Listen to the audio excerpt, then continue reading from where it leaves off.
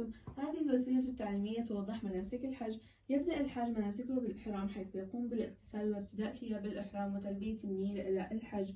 أول ما يقوم به الحاج عند وصوله إلى مكة طواف القدوم، حيث يقوم الحاج بالطواف حول الكعبة الشريفة 7 أشواط عكس عقارب الساعة. ثانيا، السعي. بعد الطواف يقوم الحاج بالسعي بين الصفا والمروة 7 أشواط بدءا من الصفا وانتهاء بالمروة.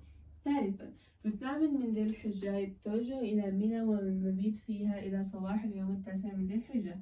رابعا، في التاسع من ذي الحجة وهو يوم عرفة التوجه إلى جبل عرفات بعد شروق الشمس وصلاة الظهر والعصر جمعا وقصرا، والبقاء بعرفة إلى ما بعد غروب الشمس بقليل، ثم التوجه إلى مزدلفة وصلاة المغرب والعشاء جمعا وقصرا. سادسا، في العاشرة من ذي الحجة وهو يوم النحر وهو عيد الأضحى التوجه إلى منى ورمي جمرة العقبة الكبرى ب7 حصيات. سابعا، ذبح الهدي وهو ما يذبحه الحاج من الأنعام الإبل البقر الغنم في الحرم. ثامنا، التحلل من الإحرام وهو حلق أو تقصير الشعر. تاسعا، التوجه إلى المسجد الحرام لأداء طواف الإفاضة 7 أشواط حول الكعبة.